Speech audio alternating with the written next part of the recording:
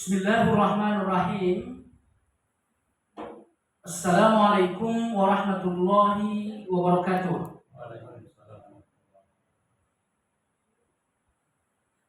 Alhamdulillahi rabbil alamin. Alladzi nahmaduhu wa nasta'inuhu wa nastaghfiruh.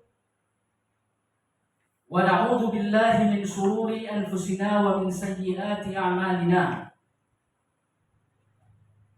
Man yahdihillahu fala mudilla lahu wa man yudlilhu fala hadiya lahu.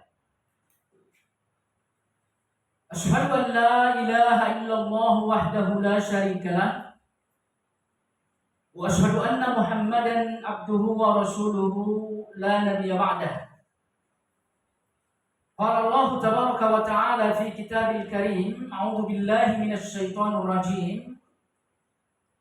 Ya ayyuhalladzina amanu taqullaha haqqa tuqatih wa la tamutunna illa wa antum muslimun.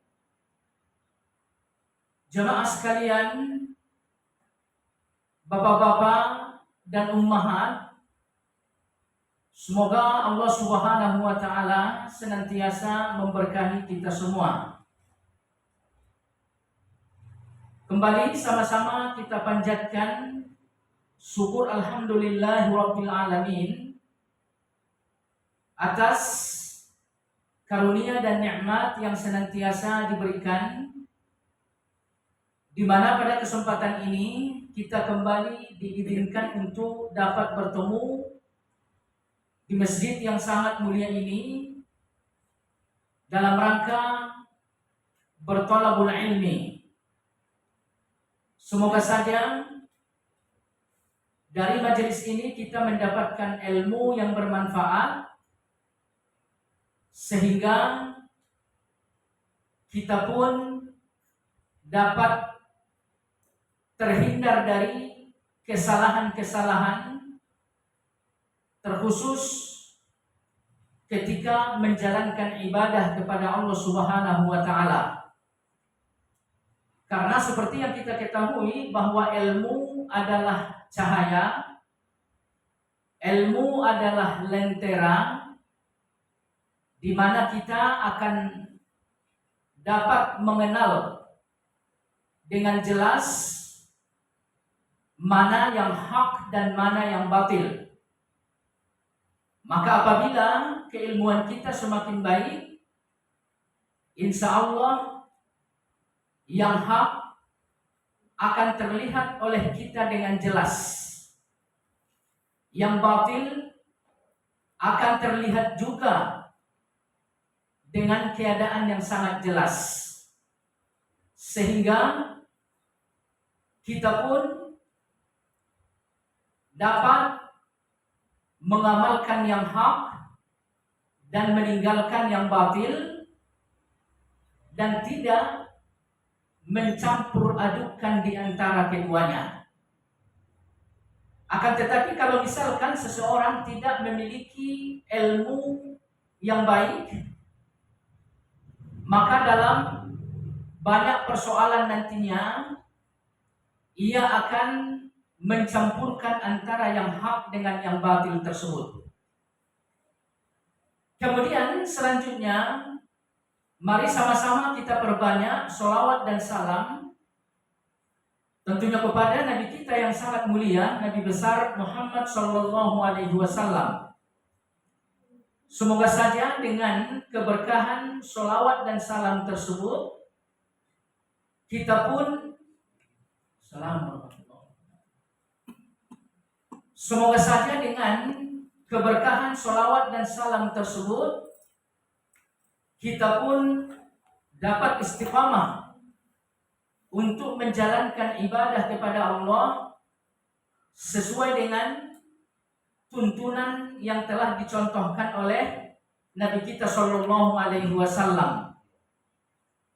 Dengan berkah salawat dan salam tersebut, insya Allah kita pun diberikan ma'unah oleh Allah Subhanahu Wa Taala sehingga kita dapat mencari ilmu tentang agama kita, di mana ilmu tersebut benar-benar sesuai dengan apa yang diajarkan oleh Nabi, bersumber dari Al-Quran dan juga hadis-hadis beliau. Hadirin jamaah sekalian, bapak-bapak dan ummahat, semoga Allah Subhanahu Wa Taala memberkahi kita semua. Kajian tafsir yang akan kita bicarakan pada saat ini yaitu ayat ke-72 dari surat Al-Baqarah.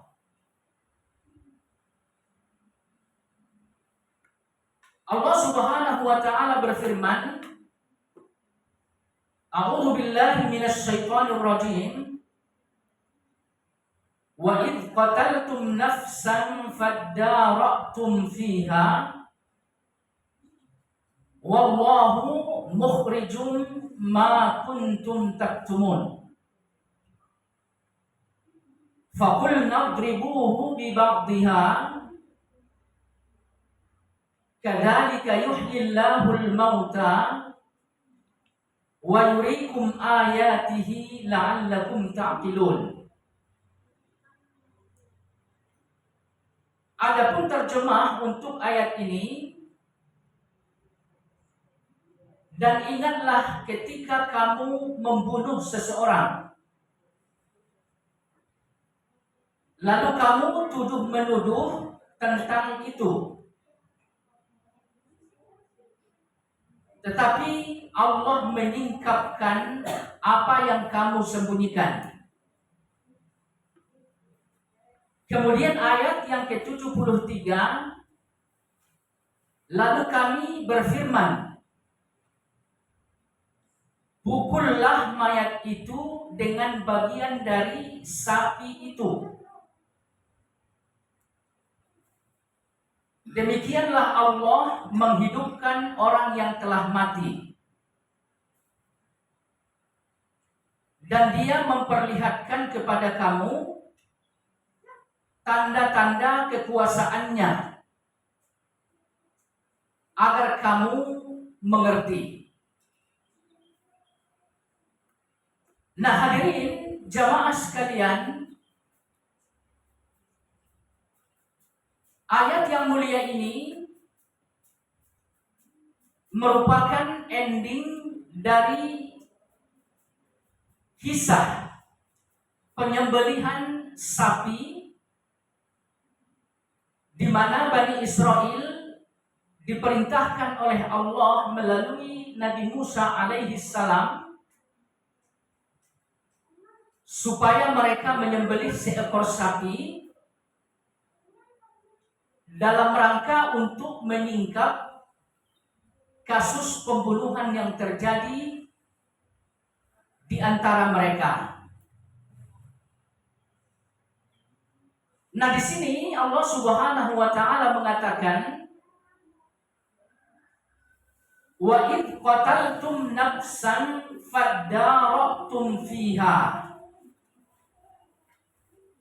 Dan ketika kamu membunuh seseorang, lalu kamu tuduh-menuduh tentang itu.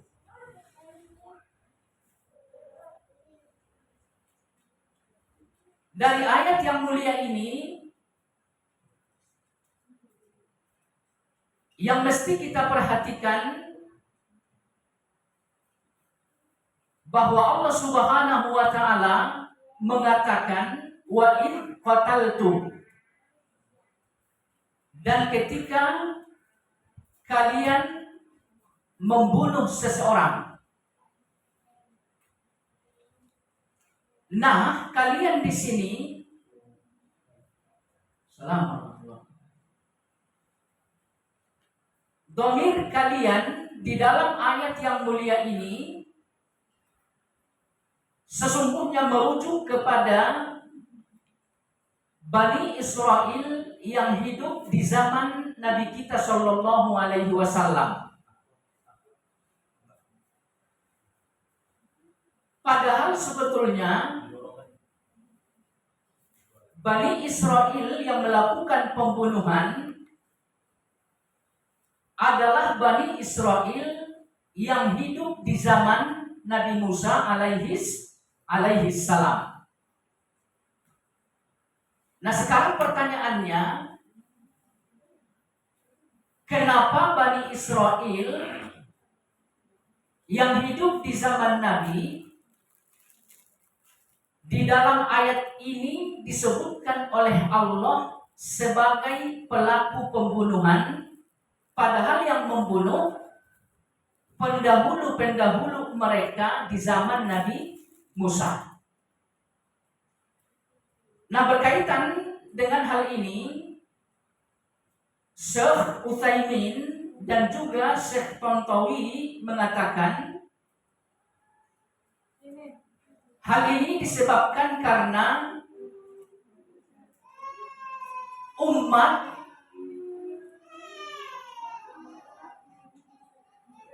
disamakan oleh Allah Subhanahu wa Ta'ala yang terdahulu dengan yang datang di kemudian hari.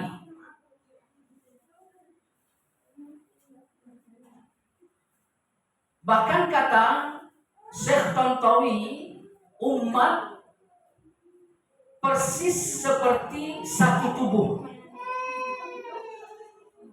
Nah, di sini kita lihat yang melakukan pembunuhan adalah Bani Israel di zaman Nabi Musa. Akan tetapi umat Yahudi, Bani Israel di zaman Nabi, merekalah yang dikatakan di dalam ayat ini melakukan pembunuhan. Artinya, umat Yahudi zaman dahulu dengan umat Yahudi di zaman Nabi kita dan bahkan sampai sekarang, ini satu kesatuan. Mereka persis seperti satu tubuh. Maka oleh karena itu, keburukan yang dilakukan oleh umat pendahulu gitu ya, Assalamualaikum, ini akan tetap menjadi citra umat tersebut di kemudian hari. Dan sebaliknya jamaah sekalian, kebaikan yang dilakukan oleh umat terdahulu juga akan menjadi citra bagi umat yang datang di kemudian hari. Jadi pada intinya Nabi kita Shallallahu Alaihi Wasallam pun bersabda di dalam hadis sahih, kata beliau, Muslim yang satu dengan Muslim yang lain kalbunian, seperti satu bangunan, yasuddu ba'duhum ba'da, antara yang satu dengan yang lain saling berkaitan sehingga bangunan itu menjadi kokoh. Jadi nggak bisa terpisahkan antara umat terdahulu dengan umat yang ada sekarang.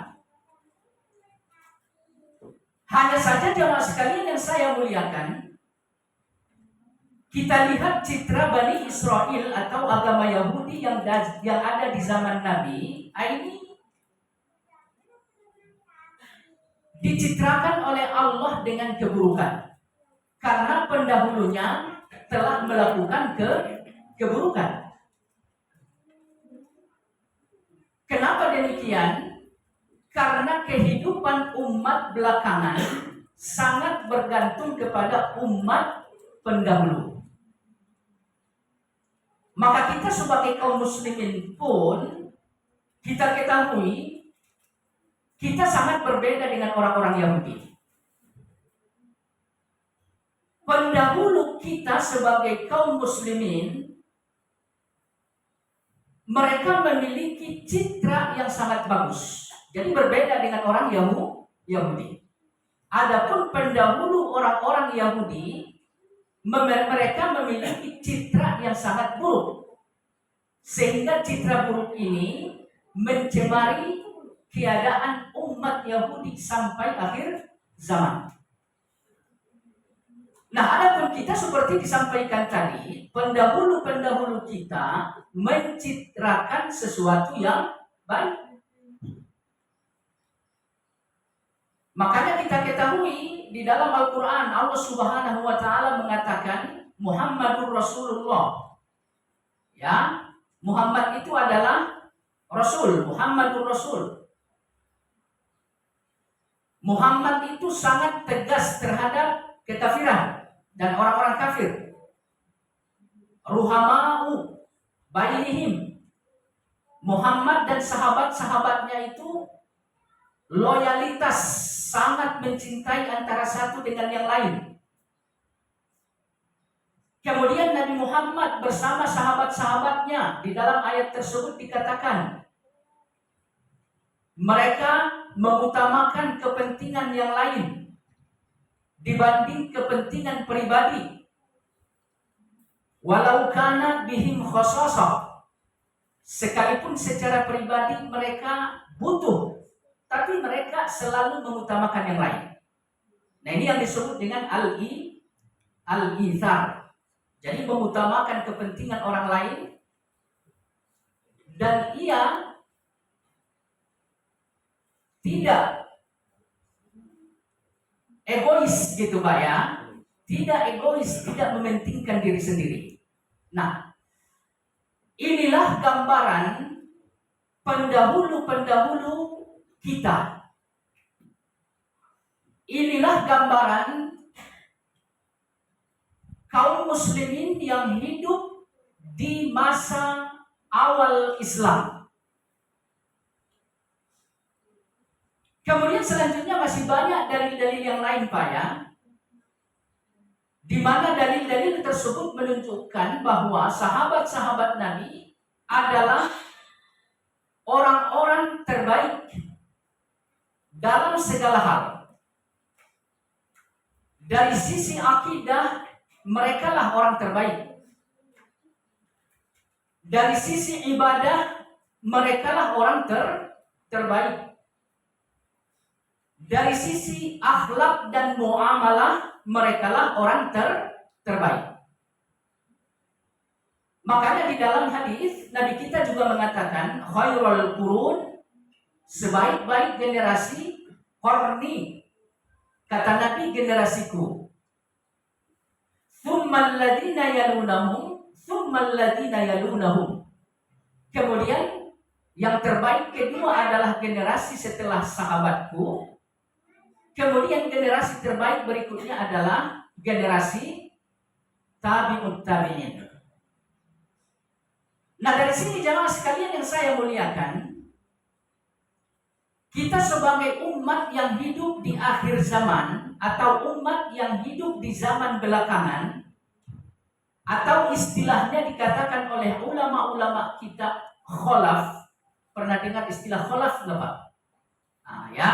Jadi kita tuh kholaf, ya.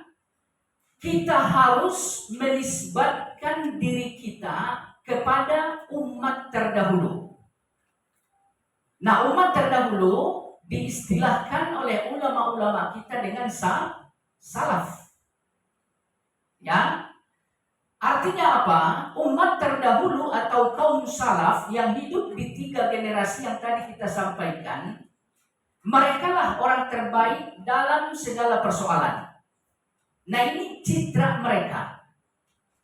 Mestinya kita sebagai umat yang datang belakangan harus menjaga citra yang baik tersebut.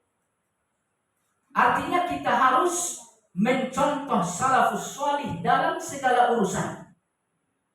Baik ia urusan seperti yang tadi kita sampaikan, persoalan akidah.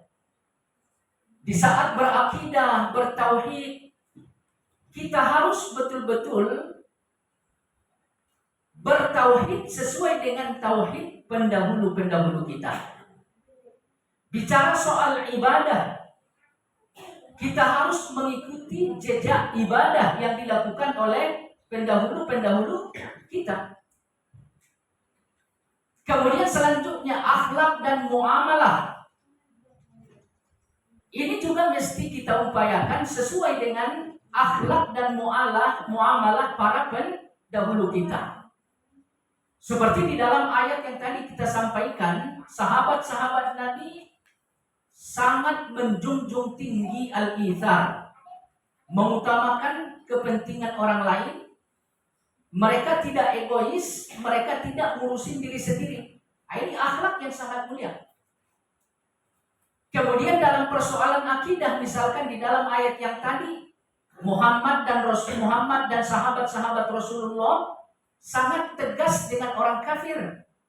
Mereka menunaikan al-barra dengan baik. Ini al-barra adalah bagian dari tauhid. Kemudian ruhama ubainihim. Rasulullah bersama sahabat-sahabatnya menunaikan al-wala dengan baik.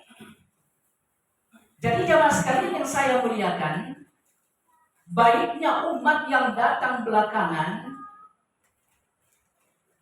akan tercapai apabila mereka betul-betul kembali mencontoh para pendahulu mereka dari kalangan salafus salih. Maka oleh karena itu kita lihat di sini orang-orang Bani Israel atau orang-orang Yahudi tetap dinisbatkan oleh Allah kepada pendahulunya, sekalipun pendahulunya adalah orang-orang yang mencitrakan yang buruk. Nah, kita pun demikian. Allah akan menisbatkan kita kepada umat terdahulu salafus salih karena mereka adalah acuan, mereka adalah contoh, mereka adalah generasi terbaik. Maka Allah pun akan memandang kita baik seperti mereka di saat kita mampu mencontoh mereka yang hidup di zaman salaf. Ya Pak ya. Jadi kalau misalkan kita hidupnya, agamanya, tauhidnya berbeda dengan mereka, ya udah, citra kebaikan yang telah mereka dapatkan nggak akan mungkin bisa kita dapatkan. Maka oleh karena itu ulama-ulama kita mengatakan segala sesuatu yang ada di dalam Al-Quran maupun di dalam hadis-hadis Nabi mesti kita cari ilmunya, mesti kita pahami gitu Pak. Cuman ilmu dan pemahaman kita terhadap Al-Quran dan hadis apakah sesuai dengan logika kita atau pemahaman orang-orang yang hidup sekarang gitu? Enggak. Kita tetap harus memahami hal ini sesuai dengan pemahaman para salafus salih. Artinya apa? Supaya citra kita jadi baik sama dengan citra para salafus salih tersebut. Kemudian selanjutnya jamaah sekalian yang saya muliakan, kita lihat di dalam ayat ini Allah mengatakan faddaraktum fiha. Kalian bermusuh-musuhan disebabkan karena kasus pembunuhan tersebut. Nah di sini Imam Ibnu Katsir mengatakan qala al-Bukhari. Imam Al-Bukhari mengatakan maksud dari faddaraktum, bermusuh-musuhan tersebut, ikhtalaftum, mereka berselisih pendapat. Nah ini seperti kita sampaikan pada pertemuan sebelumnya ya Pak ya, kubu A mengatakan kubu B lah yang melakukan pembunuhan. Kemudian kubu B pun mengatakan justru kubu A lah yang melakukan pembunuhan. Jadi kampung yang satu menuduh kampung yang lain sebagai pelaku pembunuhan, kemudian kampung yang lain ini pun menuduh kampung sebelahlah yang melakukan pembunuhan. Jadi Imam Al-Bukhari mengatakan bermusuh-musuhan di sini maksudnya berselisih paham. Kemudian selanjutnya Imam Ibnu Katsir mengatakan di sini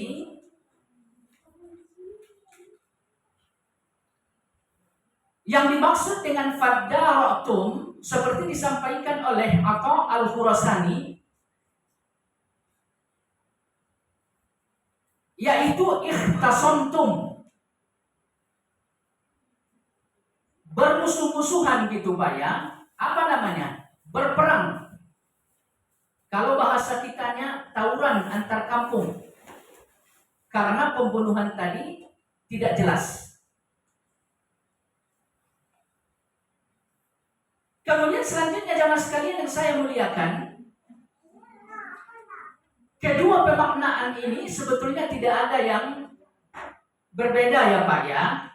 Artinya talazum, saling berkaitan. Permusuhan atau peperangan ini terjadi dasarnya adalah selisih pendapat. Gitu ya. Kemudian selisih pendapat pun akan semakin besar kalau sudah berbentuk permusuhan. Nah, jemaah sekalian yang saya muliakan, inilah keadaan orang-orang Yahudi. Mereka mudah sekali untuk berbeda pendapat. Kemudian sekalinya ada perbedaan pendapat, langsung dibumbui dengan permusuhan. Nah, ini kebiasaan orang-orang Yahudi. Sehingga kalau kita lihat di sini seperti dijelaskan oleh Imam Ibnu Katsir, mereka pun baku hantam. Ya, mereka pun baku hantam. Jadi berbeda pendapat, ini yang pertama. Kemudian yang kedua bermusuh-musuhan. Yang ketiga mereka pun saling hantam antara satu dengan yang lain. Nah, jemaah sekalian yang saya muliakan, akhlak semacam ini tidak boleh diadopsi oleh seseorang yang beragama Islam. Ya, terkhusus kita sebagai Ahlus Sunnah wal Jamaah mesti memiliki sikap lapang dada, mesti memiliki jiwa besar terhadap segala bentuk perbedaan-perbedaan. Karena memang perbedaan ini nggak bisa dipungkiri ya Pak ya, pasti akan terjadi, terkhusus dalam masalah-masalah fikih. Akan tetapi kalau kita bicara soal akidah, di sana nggak ada perbedaan Pak. Semua imam-imam yang ada, mulai dari generasi terbaik sampai generasi tabi'ut tabi'in, akidahnya sama. Ya, akidahnya sama, akidahnya satu. Kalaupun ada akidah yang lain, akidah tersebut dipastikan menyimpang dari akidah yang benar. Maka kalau kita bicara soal fikih, nah ini banyak sekali perbedaan-perbedaan. Kenapa demikian? Karena fikih itu lahan ijtihad. Kadang-kadang dalil-dalil yang berbicara soal fikih sifatnya tidak qat'i, sifatnya tidak mutlak. Makanya banyak sekali perbedaan-perbedaan yang terjadi. Nah, perbedaan-perbedaan tersebut terjadi bukan karena tidak ada dalilnya, bukan.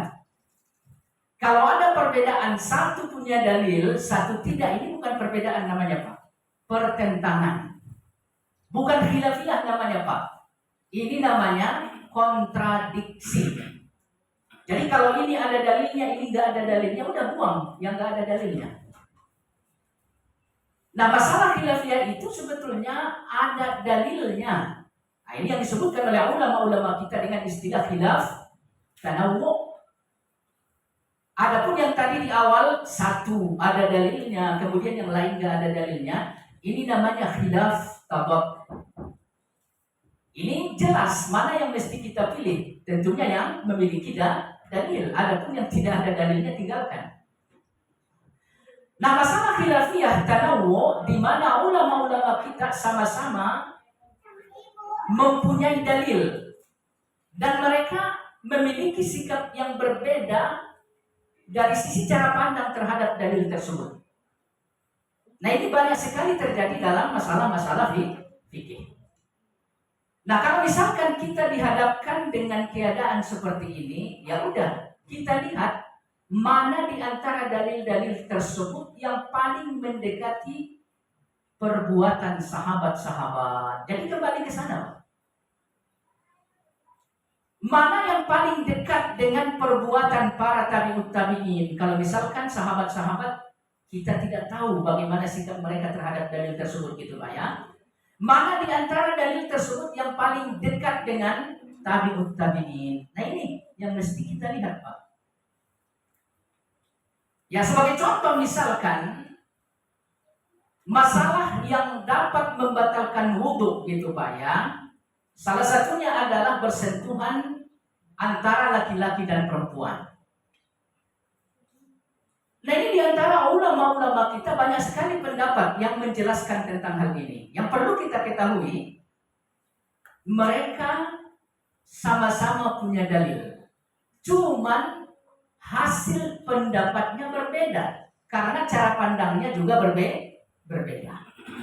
Ada yang mengatakan sebatas bersentuhan kulit antara laki-laki aja dengan perempuan udah wudhunya udah batal. Ada yang mengatakan bersentuhan mesti dengan hawa nafsu. Ada yang mengatakan bersentuhannya tidak apa-apa, sama sekali nggak membatalkan wudhu. Jadi ada yang mengatakan mutlak batal, kemudian ada yang mengatakan batal dengan bersyarat. Kemudian ada yang mengatakan tidak apa-apa. Nah ini tiga-tiganya ada dalilnya semuanya Pak. Nah sekarang mana yang mesti kita pilih? Nah kembali merujuk kepada kondisi salafus saleh. Mana yang paling dominan di tengah-tengah mereka? Nah itu yang mesti kita upayakan. Jadi wallahu jamaah sekalian yang saya muliakan, disebabkan karena khilafiyah semacam ini sangat banyak terjadi dalam agama kita, ya kita nggak boleh berakhlak layaknya orang Yahudi, Pak. Perbedaan soal fikih jangan difahami dengan pola pandang yang sempit, ya. Jangan dipandang dengan kacamata asobiyah, jangan. Kalau ini yang terjadi dalam kehidupan berfikih kita gitu ya, sebetulnya kita tidak berbeda jauh dengan orang-orang Yahudi di sini Pak. Jadi mereka sekalinya berbeda, udah perbedaan langsung berubah menjadi permusuhan. Bahkan akhirnya bisa menjadi sebab terjadi kontak fisik antara satu dengan yang lain. Nah ini jangan sampai seperti itu. Jadi Ahlus Sunnah wal Jamaah sangat sangat berjiwa besar terhadap perbedaan-perbedaan, apalagi dalam masalah fikih. Kemudian selanjutnya jemaah sekalian yang saya muliakan, apabila terjadi perbedaan, ya tugas kita seperti yang disampaikan tadi kembali kepada bagaimana Rasulullah, ya bagaimana dalil, bagaimana sahabat-sahabat, bagaimana tabi'ut tabi'in. Nah, ini yang perlu kita lakukan Pak. Ya. Makanya di pembahasan tauhid kemarin kita udah jelaskan bahwa kita mesti berhukum kepada apa yang disampaikan oleh Rasulullah SAW sesuai dengan pemahaman para salafus salih. Ini mesti dicatat ya Pak ya, mesti sesuai dengan pemahaman salafus salih. Karena bicara soal dalil, tadi kita katakan khilafiyah semuanya punya dalil. Bahkan seperti dikatakan oleh Imam Ibnu Taimiyah Pak, yang benar dan yang sesat pun sama-sama punya dalil. Hanya saja orang-orang sesat dalilnya bi atrafid dalil. Mereka comot dari sini, ngambil lagi dari yang lain, sehingga setelah disatukan seolah-olah kebenaran gitu ya. Hanya saja seperti itu kata Imam Ibnu Taimiyah. Jadi dalil tidak cukup. Ini loh dalilnya, itu loh dalilnya, nggak cukup. Pemahamannya mesti sesuai dengan pemahaman salafus salih. Nah, jemaah sekalian yang saya muliakan, lalu kemudian Allah Subhanahu wa taala mengatakan di sini, wallahu mukhrijum ma kuntum taktumun. Dan Allah Subhanahu wa taala Maha mampu untuk mengeluarkan rahasia yang dipendam selama ini. Nah, kembali ke persoalan ayat ini jemaah sekalian, kita ketahui sebetulnya yang membunuh laki-laki tersebut adalah ponakan sendiri. Nah, ini ponakan ini menghendaki harta waris dari pamannya karena si laki-laki yang terbunuh ini tidak punya keturunan, Pak. Nah, wallahu alam disebabkan karena syahwat ya Pak ya, ia nggak sabar, padahal sebetulnya orang ini udah tua. Nah, dia nggak sabar gitu ya. Nah, ia lakukan pembunuhan terhadap pamannya. Nah, ini pelaku pembunuhan ini nggak ada yang tahu siapa orangnya. Bahkan cerdasnya seperti kita sampaikan di pertemuan sebelumnya Pak ya, si pembunuh ini sengaja meletakkan jenazah pamannya di kampung sebelah. Sehingga terjadi tadi apa? Perselisihan, permusuhan. Nah, itu yang terjadi gitu. Nah, jemaah sekalian yang saya muliakan, ini rahasia gitu ya. Tidak ada yang tahu kecuali si pembunuh. Tapi jangan salah. Allah Subhanahu wa taala Maha tahu atas segalanya. Sekalipun kita dalam keadaan sendiri, apa yang kita lakukan? Kebaikankah atau keburukankah? Allah tahu persis apa yang kita perbuat. Nah, jamaah sekalian yang saya muliakan, dan di sini Allah mengatakan, Ia Maha membuka atas apa yang disembunyikan.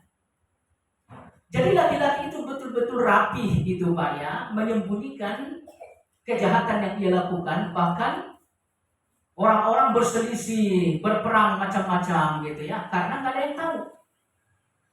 Akhirnya apa? Ya Allah membongkar rahasia tersebut. Ya, Allah membongkar rahasia tersebut. Nah, jamaah sekalian, bapak-bapak yang saya muliakan, Syekh Utsaimin ya Pak ya, menafsirkan bagian akhir dari ayat ke-72 ini dengan ayat yang lain, seperti di surat An-Nisa ayat 108. Jadi Syekh Utsaimin menafsirkan ayat dengan ayat.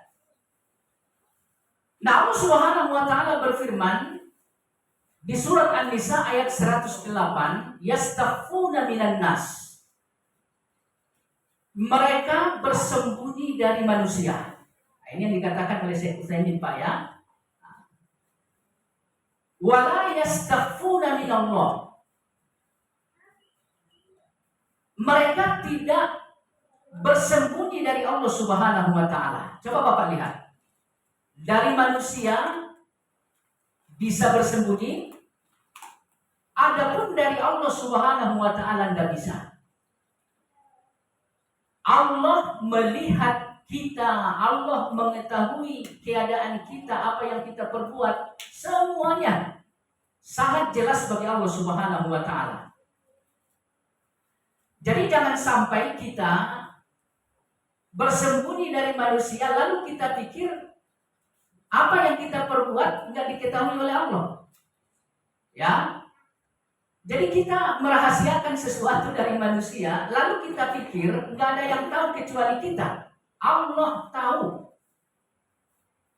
Kalau seandainya kita merasa Allah nggak tahu apa yang kita rahasiakan, itu bahaya. Tauhid itu udah rusak itu. Berarti kita menyamakan Allah dengan manusia. Manusia nggak tahu apa yang kita rahasiakan, betul. Lalu kita pun menyangka Allah nggak tahu apa yang kita rahasiakan. Ya udah, tauhid rusak, Pak. Kita samakan Allah dengan manusia. Padahal Allah tahu persis apa yang kita perbuat. Kalau seandainya kita meyakini Allah tahu persis apa yang kita perbuat, kira-kira berani nggak melakukan kejahatan di saat sendiri, Pak? Kan ada yang tahu yang lain, bukan kita doang. Allah tahu apa yang kita perbuat. Kalau seandainya kita mengimani Allah Maha tahu atas apa yang kita perbuat, sekalipun dalam keadaan rahasia, nggak bakal berani insya Allah, Pak, melakukan apa? Kejahatan. Kemudian selanjutnya, wa huwa ma'ahum. Allah nggak sekedar tahu gitu ya, Allah itu menyertai kalian. Nah, ini yang disebutkan oleh Allah di surat An-Nisa. In yubayitun fala yarda minal qaul. Sekalipun kalian merahasiakan satu kata yang tidak diridhoi oleh Allah, ini semuanya akan diketahui oleh Allah. Diketahui oleh Allah dengan baik. Kenapa demikian? Wa kana Allahu bima ta'maluna muhita. Karena Allah Subhanahu wa taala atas apa yang kalian perbuat muhita, menjangkau. Ya Pak ya? Jadi Allah Maha menjangkau perbuatan kita. Dan bahkan kalau kita lihat di dalam ayat yang lain, Allah Maha menjangkau atas rencana kita. Jadi rencana baru rencana gitu Pak. Ini pun udah dijangkau oleh Allah. Lalu bagaimana dengan perbuatan? Sesungguhnya perbuatan udah sesuatu yang lebih besar dari rencana, Pak. Nah, ini semuanya dijangkau oleh Allah Subhanahu wa taala. Nah, jemaah sekalian, ayat ini, ayat yang ada di surat An-Nisa diturunkan oleh Allah Subhanahu wa taala di saat Nabi kita Shallallahu alaihi wasallam hampir tergelincir. Apa maksudnya? Nabi kita Shallallahu alaihi wasallam hampir menjatuhkan hukuman yang salah terhadap seorang Yahudi yang bernama Zaid bin Samin. Ya Pak ya? Kenapa? Apa yang dilakukan oleh Zaid bin Samin sehingga ia hendak dihukum oleh Nabi dengan hukuman yang keliru? Ternyata ceritanya ada seorang sahabat Ansor. Ya Pak ya?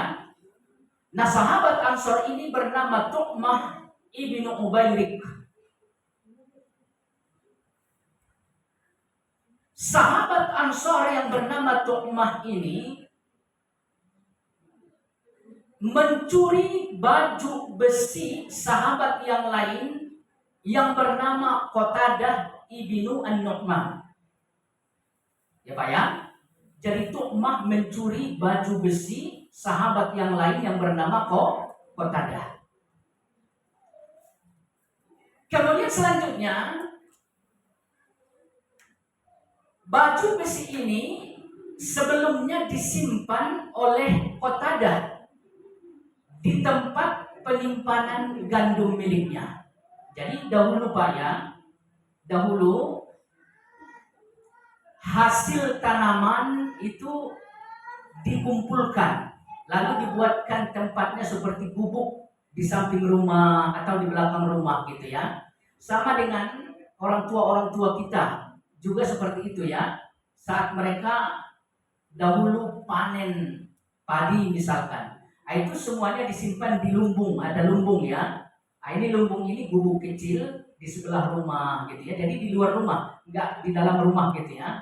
Ini, jadi seperti itu.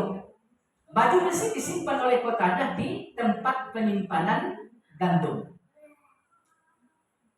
Nah, jemaah sekalian yang saya muliakan, saat dicuri oleh Tu'mah, baju besi ini pun disimpan di rumah seorang Yahudi yang bernama siapa?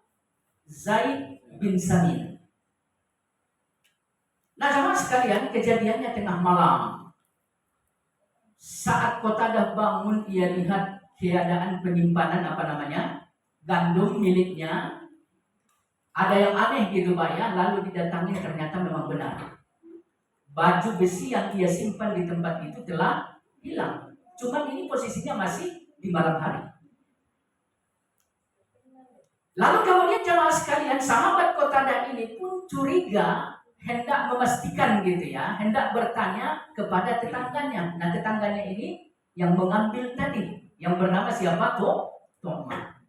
Nah didatangilah Tu'mah di rumahnya, lalu ditanyakan, begini, kira-kira ngambil enggak?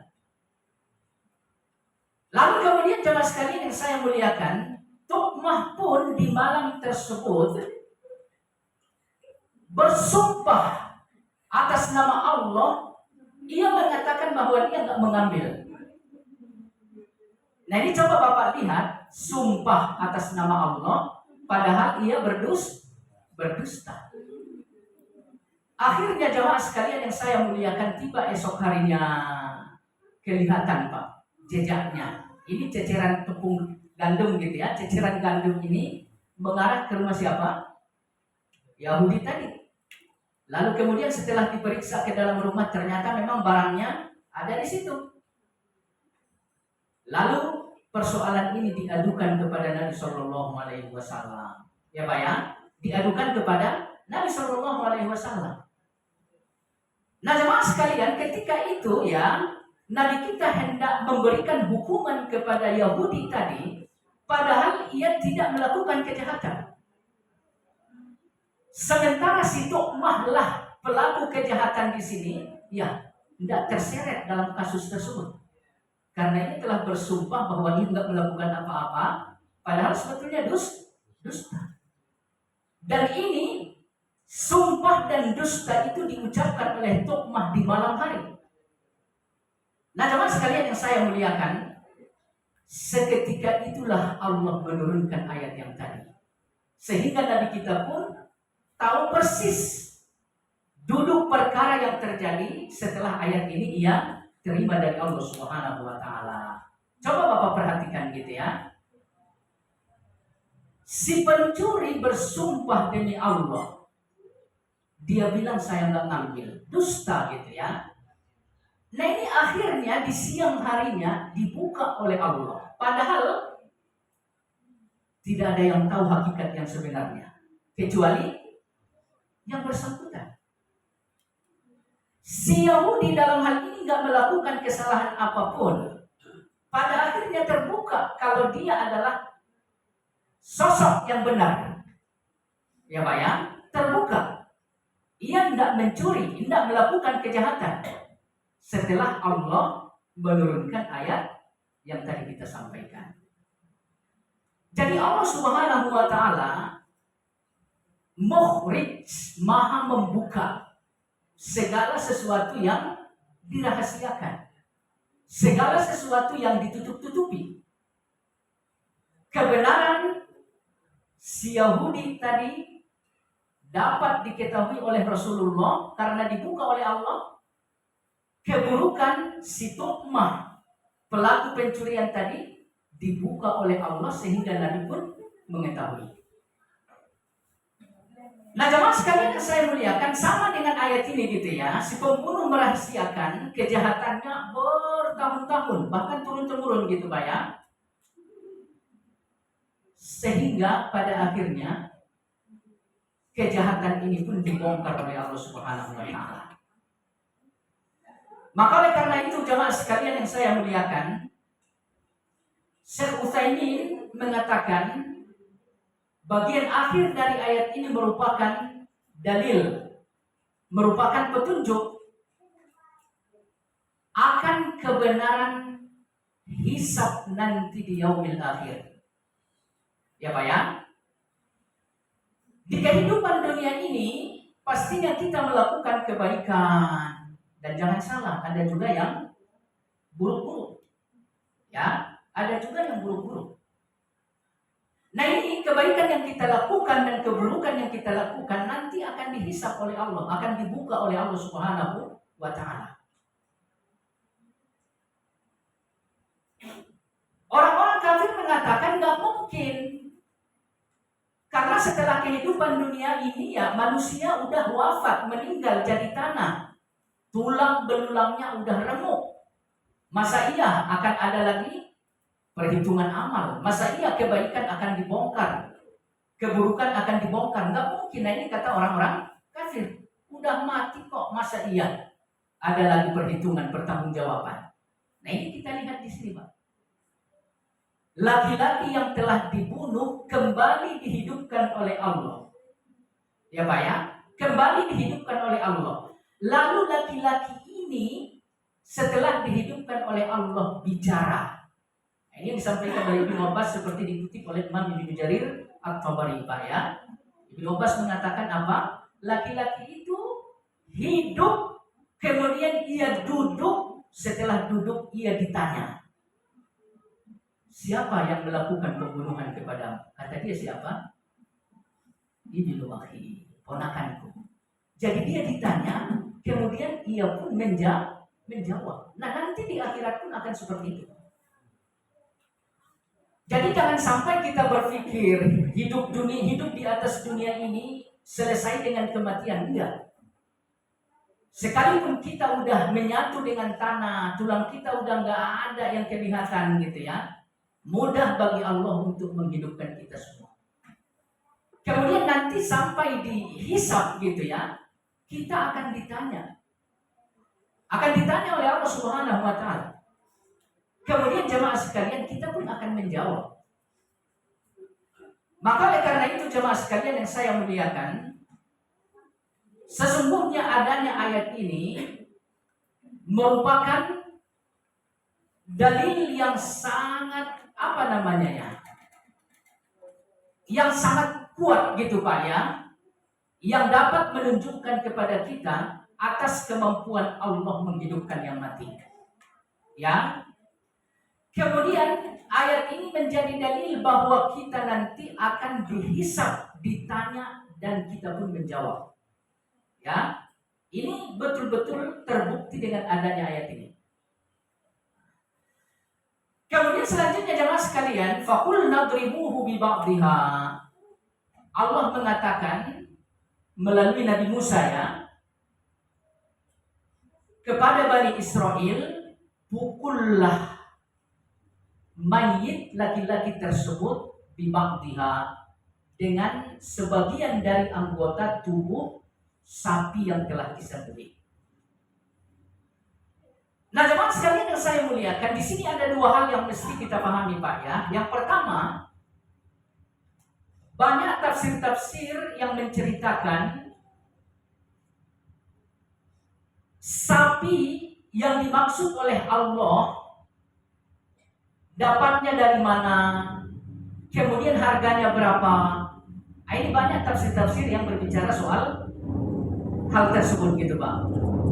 Salah satunya misalkan ya, ada yang mengatakan sapi ini milik anak yatim gitu ya. Kemudian harganya dibayar emas sepenuh kulit dari sapi tersebut. Nah, ini seperti disampaikan oleh Syekh Utsaimin, tidak perlu menyibukkan diri untuk mengetahui hal-hal semacam ini. Kenapa demikian? Karena di dalam ayat ini Allah mengatakan langsung cerita bagaimana ritual yang mesti dilakukan sehingga jenazah tadi dapat kembali hidup. Jadi Allah tidak bercerita sapinya dapat di mana, harganya berapa, cara menyembelihnya bagaimana. Allah tidak bercerita tentang itu. Nah, ini menunjukkan apa? Sehingga Allah nggak menceritakan hal tersebut yang nggak penting bagi kita. Jadi kalau ada orang yang menceritakan hal-hal ini dari kalangan ulama-ulama kita, ya sebetulnya la nusaddiq wa la nukadzib. Kita tidak membenarkan dan kita tidak menolak. Kenapa? Karena sumbernya adalah Israiliyat. Dan yang mesti kita pahami, kita nggak punya kebutuhan untuk pengetahuan terhadap hal itu. Sekalipun kita mengetahui hal tersebut, sesungguhnya nggak berpengaruh atas iman kita. Nggak akan berpengaruh. Nah, jadi apa yang berpengaruh terhadap iman kita? Sesuatu yang dibicarakan oleh Allah di dalam ayat. Itu yang pertama, Pak ya. Kemudian yang kedua, di sini Allah mengatakan jenazah tersebut kembali dihidupkan oleh Allah setelah dipukul dengan bagian tubuh sapi yang telah disembelih. Nah ini pun tidak usah kita cari bagian mananya yang diambil lalu dipukulkan ke jasad jenazah tadi, tidak usah. Sekalipun banyak ulama-ulama yang mengatakan, ada yang mengatakan dari tulangnya, ada yang mengatakan dari pahanya, ada yang mengatakan lidahnya, ada yang mengatakan dagingnya gitu ya. Banyak yang mengatakan, banyak yang berkomentar dari kalangan apa? Ulama-ulama tafsir. La nusaddiq wa la nukadzib. Ini prinsipnya. Kita nggak tolak dan kita nggak membenarkan. Tapi yang jelas, nggak usah kita cari-cari tahu bagian mananya gitu ya. Nggak usah. Tidak ada ngaruh-ngaruhnya untuk keadaan iman kita, enggak. Ya seperti kita sampaikan pada pertemuan-pertemuan sebelumnya. Di dalam Al-Quran Allah bercerita bahwa Nabi Musa memiliki apa? Tongkat gitu ya. Tidak perlu dicari tahu Pak. Kayu atau apa gitu ya. Panjangnya berapa? Nggak perlu dikasih tahu. Nggak perlu dicari tahu. Nggak ada manfaatnya buat kita. Ya. Dan walau alam, upaya penyesatan semacam ini banyak sekali terjadi di akhir zaman. Tongkat misalkan, ada tuh yang mengatakan saya punya tongkat ini gitu ya. Terus ada yang mengatakan saya punya pedang seini. Bahkan rambut Rasulullah katanya ada yang punya, ada yang nyimpen gitu ya. Nah ini sempat ada pamerannya gitu loh. Di daerah Jawa dipamerin ini pedang Ali, ini macam-macam. Nggak ada manfaatnya Pak. Sekalipun benar, apa pengaruhnya terhadap iman kita? Nggak ada. Ya. Nah, wallahu a'lam jamaah sekalian yang saya muliakan. Jadi dua hal ini sangat penting untuk kita pahami Pak ya. Jangan mencari-cari tahu sesuatu yang nggak dikasih tahu oleh Allah. Karena apa? Allah nggak memberitahu, ya, karena nggak ada manfaatnya untuk keimanan kita. Ya. Apa yang dikasih tahu oleh Allah Subhanahu wa taala sesungguhnya itulah yang sangat berpengaruh terhadap keimanan kita kepada Allah Subhanahu wa taala. Coba Bapak lihat di sini. Allah memerintahkan Bani Israel untuk memukul bagian tubuh dari jenazah itu dengan bagian tubuh dari sapi yang telah disembelih. Kalau seandainya kita nggak sibuk mencari tahu bagian mananya, nah ini adalah kemudahan. Bisa dipahami nggak? Jadi mana aja bagian dari tubuh sapi tersebut bisa kita gunakan gitu loh. Nah, itu yang dikehendaki oleh Allah. Ya, jadi orang-orang Yahudi Bani Israel misalkan ngambil telinganya dipukulkan, udah cukup. Ya. Cukup dengan ayat seperti ini gitu ya. Tapi kalau misalkan seandainya Allah menyebutkan bagian tubuh tertentu, nah ini sulit juga gitu ya. Jadi ini yang mesti kita pahami. Allah kadang-kadang nggak merinci perintah begini gitu ya. Tujuannya keringanan bagi kita. Jadi jangan sampai merincikan sesuatu yang tidak dirinci oleh Allah. Ujung-ujungnya kita tuh akan kesulitan, ya. Dan sebetulnya ini karakter khusus yang dimiliki oleh orang-orang Yahudi Pak. Dari awal kita udah ceritakan gitu ya. Mereka selalu merinci perintah Allah Subhanahu wa taala. Ujung-ujungnya sulit. Nah, di sini pun Allah kembali memerintahkan mereka dengan konotasi global. Sehingga mereka lebih mudah gitu loh. Nah, jamaah sekalian yang saya muliakan, seperti kita katakan agama kita dasarnya adalah kemudahan. Jadi jangan dipersulit urusan agama gitu ya. Nah, baik. Kadzalika yuhyillahul mauta. Setelah bagian tubuh sapi tadi dipukulkan ke jenazah, demikianlah Allah menghidupkan kembali yang telah mati. Nah, jemaah sekalian, ulama-ulama tafsir beda pendapat Pak ya, memahami keadaan jenazah yang telah hidup kembali. Sebagian mereka mengatakan seperti Ibnu Abbas tadi Pak ya, kita sampaikan, kata Ibnu Abbas, setelah dipukulkan daging sapi tadi gitu ya, jenazah tersebut hidup. Lalu kemudian ia duduk, jadi hidup. Ya, setelah duduk ditanya, kemudian jenazah yang hidup kembali ini bicara gitu Pak. Setelah semuanya jelas, nah ini jenazah ini kembali lagi mati. Nah, itu tafsir yang pertama. Tafsir yang kedua, sebagian ulama mengatakan setelah ia dihidupkan, ia sampaikan kebenaran, ia hidup lagi untuk waktu-waktu berikutnya, gitu ya. Nah, ini sebagian penafsiran. Insya Allah yang paling kuat di sini, seperti dikutip oleh Imam Ibnu Jarir At-Tabari, adalah pendapat yang disampaikan oleh Ibnu Abbas. Jadi jenazah tadi kembali dimatikan oleh Allah Subhanahu wa taala. Baik. Kemudian selanjutnya jemaah sekalian, kita lihat di sini wa yuriikum ayatihi. Allah memperlihatkan ayatnya sedemikian rupa Pak. Yang tadinya mati kembali hidup atas kuasa dan kudrat Allah Subhanahu wa taala. Nah, ini ayat yang sangat luar biasa Pak. Ya, ayat yang sangat besar. Nah, ini terjadi di depan mata kaum Nabi Musa, yaitu Bani Israel. Jamaah sekalian yang saya muliakan, banyak sekali ayat-ayat yang ditampakkan oleh Allah kepada kita Pak ya. Nah, ini komentar Syekh Utsaimin terkait ayat ini. Bagi Bani Israel yang ada di dalam ayat ini, ya Allah menampakkan bagaimana Ia mampu menghidupkan yang mati. Ya. Nah, bagi kita yang hidup di zaman sekarang, ya ada juga ayat-ayat, bahkan gak kehitung gitu Pak ya, yang menunjukkan kemampuan Allah Subhanahu wa taala. Ya. Jadi banyak ayat-ayat yang menunjukkan kalau Allah itu perkasa banyak. Nah, ini banyak dibicarakan oleh ayat, katakan misalkan seperti apa? Seperti adanya langit. Sebetulnya nggak lebih ajaib gitu Pak ya, apa yang ada di dalam ayat ini dibanding penciptaan langit.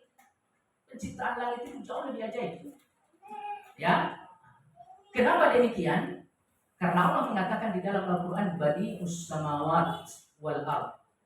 Allah menciptakan langit dan bumi. Apa artinya badi'? Kalau diterjemah Bapak lihat nanti ya, artinya menciptakan. Allah menciptakan langit dan bumi. 7 lapis ya Pak ya. Cuma persoalannya apa artinya badi'? Apa artinya badi'? Siapa yang tahu? Badi'us samawat wal ard. Nah, itu ayatnya ya. Allah telah menciptakan 7 lapis langit dan bumi. Yang dimaksud dengan badi' adalah bid'ah. Apa artinya bid'ah Pak? Apa yang dimaksud dengan bid'ah? Jadi badi' dengan bid'ah itu sama. Ya, sesuatu yang baru, tidak ada sebelumnya. Nah, itu yang disebut dengan bid'ah. Nah, langit dan bumi diciptakan oleh Allah, tidak ada sebelumnya. Ya, jadi langit sebelumnya udah ada belum? Udah ada. Bumi udah ada belum? Sebelum Allah ciptakan yang sekarang? Nggak ada. Nah, ini laki-laki ini kira-kira sebelum Allah hidupkan, ia udah hidup belum?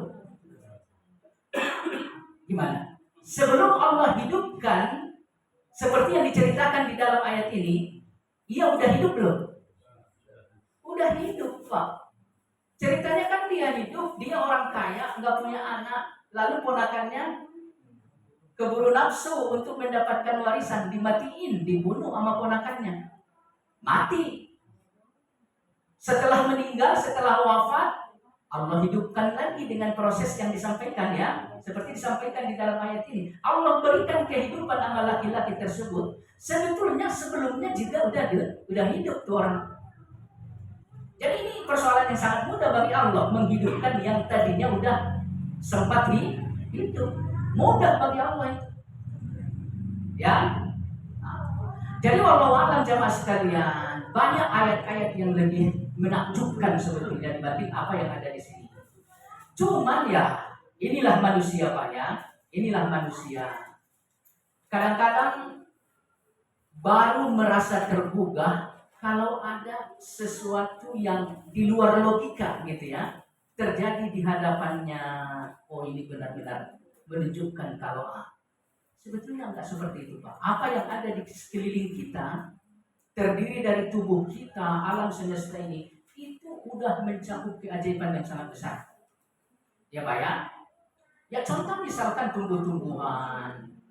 Itu numbuh tadinya dari apa Pak?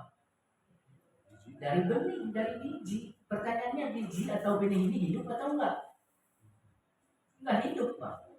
Ya kan enggak hidup. Dimasukin ke dalam tanah, lalu disiram sama hujan, retak, kemudian hidup. Nah ini sungguh ajaib gitu loh, sungguh ajaib gitu ya.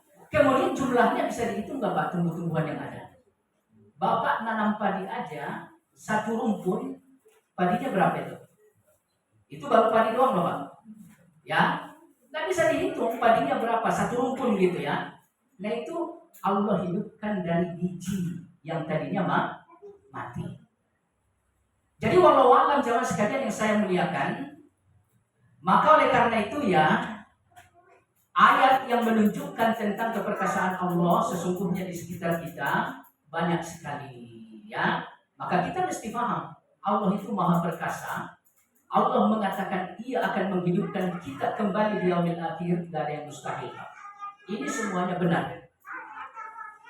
Kemudian selanjutnya jamaah sekalian, la'allakum ta'qilun. Semoga ayat-ayat Allah itu bisa menjadi sesuatu yang kita pikirkan. Ya Pak ya? Jadi ayat-ayat Allah itu mesti kita pikirkan. Nah jamaah sekalian, tadi kita katakan ayat-ayat Allah terkait ghairu matlub, sesuatu yang tidak bisa dibaca. Alam semesta, kejadian seperti yang ada di dalam ayat ini. Ulama-ulama kita mengatakan ayat-ayat Allah Subhanahu wa taala dua macam ya Pak ya. Ghairu matlub, kemudian satu lagi al-matlub yang dapat dibaca. Jadi ada yang tidak dapat dibaca, ada yang dapat dibaca. Nah, kalau yang dapat dibaca itu apa Pak? Ayat-ayat Al-Qur'an. Ya, ayat-ayat Al-Qur'an. Kalau yang nggak dapat dibaca itu yang kita jelasin tadi, alam semesta ini Pak. Nah, ini semuanya menunjukkan akan kesempurnaan Allah Subhanahu wa taala. Ya, kita baca di dalam Al-Qur'an, kita lihat bagaimana Allah menginformasikan tentang dirinya, keperkasaannya bagaimana, semuanya gitu ya. Kita ketahui Allah itu adalah zat yang sangat sempurna. Nah, jemaah sekalian yang saya muliakan, demikian tafsir untuk kedua ayat ini. Kemudian yang terakhir, beberapa intisari yang mesti kita petik dari ayat yang mulia ini. Yang pertama, tadi sudah kita singgung ya Pak ya, bahwa Bani Israel yang hidup di zaman Nabi, Allah samakan citranya dengan pendahulunya. Kenapa demikian? Karena satu komunitas, satu umat, ya, seperti satu bangunan. Nah ini pelajarannya sangat luas ya Pak ya. Bagi seseorang yang beriman, sesungguhnya keimanan adalah segala-galanya. Ya Pak ya. Keimanan adalah segala-galanya. Makanya Allah mengatakan innamal mu'minuna ikhwah. Sesungguhnya orang-orang yang beriman itu bersaudara. Orang-orang yang beriman sama seperti satu keluarga. Kalau kita betul-betul beriman seperti imannya Rasul-Rasul, dalam hal ini Nabi kita SAW, kita akan termasuk bagian dari keluarga Rasulullah SAW. Ya Pak ya. Kita akan termasuk bagian dari orang-orang dekatnya Rasulullah Shallallahu Alaihi Wasallam. Jadi tugas kita ini aja Pak, samakan keadaan kita dengan pendahulu kita, yaitu salafus salih. Terkhusus dalam masalah ibadah tauhid ya Pak ya. Kalau dalam urusan dunia ya ini udah kita sampaikan sebelumnya ya. Baik. Kemudian intisari kedua, seorang ahlus sunnah wal jamaah mesti punya jiwa yang lapang, ya, hati yang luas. Di saat apa? Terjadi perbedaan pendapat. Jadi orang-orang yang beriman betul-betul apa ya namanya ya, adem gitu ya. Di saat terjadi perdebatan atau perbedaan pendapat. Berbeda dengan orang-orang munafik Pak. Orang-orang munafik itu bawaannya mencak-mencak. Itu orang munafik tuh. Kata Nabi kita Shallallahu Alaihi Wasallam, salah satu tanda dari orang munafik itu apabila mereka sedang berselisih atau bermusuhan gitu ya dengan yang lain, itu mencak-mencak, meluap-luap gitu loh. Nah, orang-orang yang beriman tidak seperti itu ya. Orang-orang ahlus sunnah itu sekalipun terjadi perbedaan, ya mereka tuh nggak mencak-mencak, mereka tuh nggak meluap-luap gitu ya. Jadi perbedaannya perbedaan, ya masalah bisa diselesaikan dengan cara yang baik, yaitu orang-orang yang beriman. Jadi ini merupakan akhlak yang sangat mulia Pak ya, akhlak yang sangat mulia. Baik. Kemudian intisari ketiga, ya, ayat ini menjadi dalil akan adanya perhitungan amal nanti di yaumil akhir. Jadi kita semua setelah kematian nanti akan dibangkitkan oleh Allah. Kita dihisab, kita ditanya oleh Allah, kita pun menjawab. Ya, ini sesuatu yang mesti diyakini dengan baik, ya Pak ya. Karena apa?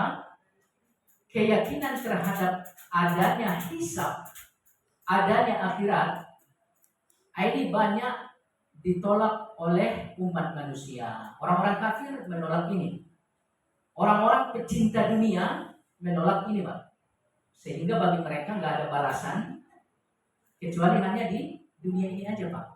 Ya, nggak ada penderitaan kecuali hanya di dunia ini aja gitu ya. Jadi nggak ada kehidupan selanjutnya. Itu banyak yang berpikir seperti itu ya. Nah ini jelas di sini petunjuknya seperti disampaikan oleh Syekh Utsaimin ya. Baik. Kemudian selanjutnya ya, intisari keempat, melalui ayat ini kita dapat memahami bahwa Allah Maha menghidupkan yang telah mati. Bahkan caranya dengan sesuatu yang gak logis. Masa daging binatang sapi gitu ya disembelih lalu dipukulkan sama jenazah itu hidup. Kemarin pas waktu kurban gak ada yang praktekin ya, karena memang bukan perintah Allah gitu ya. Jadi kalau perintah Allah itu nggak ada mengandung keraguan sedikit pun, nggak ada mengandung sesuatu yang dusta gitu ya, nggak ada. Allah perintahkan Bani Israil pukulkan daging sapi itu ke jenazah hidup, karena memang itu perintah Allah. Nah Bapak saat kurban pukulkan, nggak bisa, karena memang itu bukan perintah Allah. Maka dari itu perlu kita pahami dari sini Pak ya, sesuatu yang diperintahkan oleh Allah tidak boleh diragukan kebenarannya. Ya, jangan diragukan sedikit pun. Apapun yang diperintahkan Allah itu semuanya adalah kebenaran. Allah perintahkan kita beribadah untuk mendapatkan surga, itu kebenaran Pak. Allah perintahkan kita meninggalkan maksiat supaya terhindar dari neraka, itu kebenaran. Jangan ragu tuh, karena ini adalah perintah. Ada perintah melaksanakan, ada perintah meninggalkan, itu aja. Ya. Jadi di sini daging diperintahkan oleh Allah dipukulkan ke jenazah karena perintah, jadi hasilnya kelihatan, jenazah hidup. Baik. Kemudian selanjutnya jemaah sekalian yang saya muliakan, bagian terakhir Pak ya, atau intisari kelima yang mesti kita petik di sini. Allah Subhanahu wa taala mengatakan ayat-ayat Allah itu mesti kita pikirkan. Cuman saat Allah memerintahkan untuk kita pikirkan, Allah gunakan fi'il apa? Taqilun, Nah, ini fi'il apa ini? Fi'il mudhari. Fi'il mudhari itu kandungan waktunya seperti apa? Terus menerus, continue gitu ya. Nah, itu fi'il mudhari itu. Allah sampaikan di sini perintahnya gitu ya. Jadi memikirkan ayat-ayat Allah baik yang bisa dibaca atau yang tidak terbaca itu enggak sesaat aja udah selesai gitu ya. Jadi harus terus menerus. Ayat yang terbaca seperti yang ada di dalam Al-Quran ini mesti setiap saat kita pikirkan, setiap saat kita pelajari. Enggak cukup hanya hari libur aja udah gitu ya. Putus 5 hari. Kemudian besok libur lagi, nyambung lagi, kan begitu. Jadi itu nggak sesuai dengan perintah, karena perintah menggunakan fi'il mudhari continue. Ya mungkin bermajelis seperti ini hanya hari Minggu aja, gitu kan ya, hari libur aja, gitu ya. Tapi di waktu-waktu yang lain bisa kan kita lakukan sendiri, sesuai dengan kemampuan kita, gitu Pak ya. Kita baca, kita lihat terjemahnya seperti apa, gitu ya. Sekarang itu udah gampang Pak, semuanya udah dipermudah, ya. Buku-buku udah banyak sekali gitu ya. Bahkan handphone aja udah bisa kita gunakan untuk melihat ilmu gitu Pak. Jadi jangan pernah berhenti berpikir, memikirkan, mencari ilmu tentang ayat Allah Subhanahu wa taala. Baik. Sampai di sini yang dapat disampaikan. Alhamdulillah waktunya pas. Silakan Pak, ada pertanyaan? Satu aja mungkin.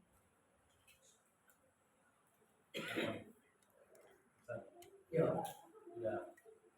Mengenai lain yang tentang kajian tadi, ada yang bilang bahwa menurut dalil katanya mengangkat tangan berdoa kepada Allah itu menyamai orang agama lain seperti Hindu, seperti begini, dan ini tidak dianjurkan dalam Rasulullah. Apakah itu benar?